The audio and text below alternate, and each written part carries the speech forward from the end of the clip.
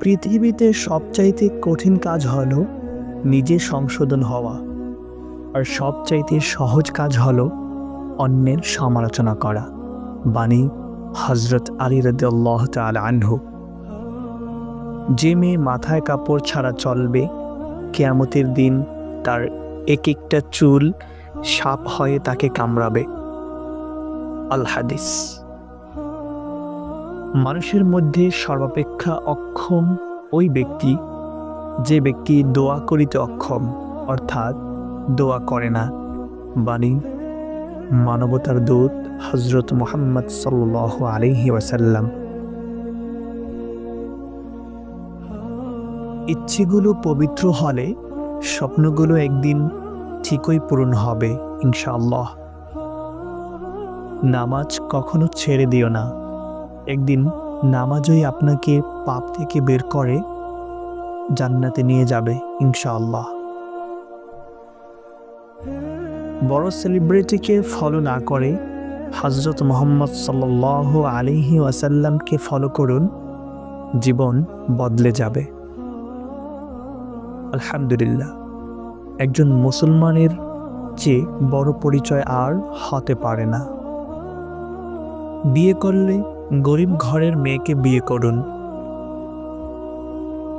অর্থ বা যৌতুক হয়তো পাবেন না, কিন্তু সত্যিকারের একটা ভালো মানের জীবনসঙ্গী পাবেন।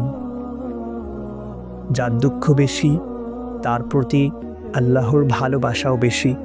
বাণী বিশ্বনবী হযরত মুহাম্মদ সাল্লাল্লাহু আলাইহি ওয়াসাল্লামের। সর্বকালের সর্বশ্রেষ্ঠ জুটি হল হযরত মুহাম্মদ সাল্লাল্লাহু আলাইহি ওয়াসাল্লাম এবং হযরত খাদিজা রাদিয়াল্লাহু তাআলা আনহা।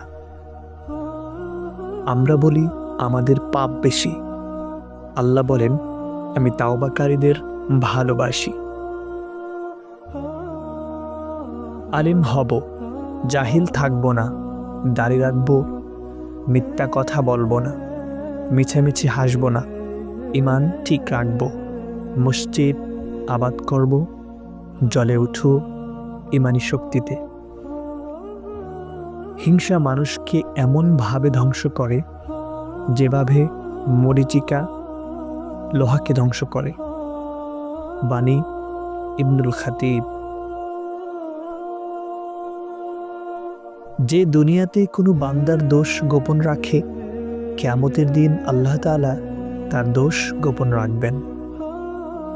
হাদিস মুসলিম শরীফ 2510। হালাল কর্মে কখনো লজ্জা করতে নেই, হোক সেটা রাজমিস্ত্রি কিংবা বাদাম বিক্রি। কাউকে বারবার ডাকলে সে রাগ হয়, কিন্তু মহান আল্লাহকে বারবার ডাকলে তিনি খুশি হন। সুবহানাল্লাহ। প্রতি মিনিটে কত মানুষ মারা যায়, কিন্তু শুকরিয়া যে আল্লাহ আমাকে আপনাকে সুস্থ রেখেছেন, বলেন আলহামদুলিল্লাহ। পৃথিবীতে সব সম্পর্কের শেষ আছে, কিন্তু বান্দার সাথে আল্লাহর সম্পর্কের কোনো শেষ নেই। তিনটি প্রেমে কোনো কষ্ট নাই, আল্লাহর সাথে, রাসূল সাল্লাল্লাহু আলাইহি ওয়াসাল্লামের সাথে এবং মা বাবার সাথে। সবচেয়ে খুশির সংবাদ হলো আল্লাহর রাগের চেয়ে দয়ার পরিমাণ বেশি। আলহামদুলিল্লাহ। নিজেকে কখনো অসুন্দর মনে করবেন না, কারণ আল্লাহর সৃষ্টি কখনো অসুন্দর হয় না। চার্জ ছাড়া যেমন মোবাইল বন্ধ, ঠিক তেমনি নামাজ ছাড়া জান্নাতের দরজা বন্ধ।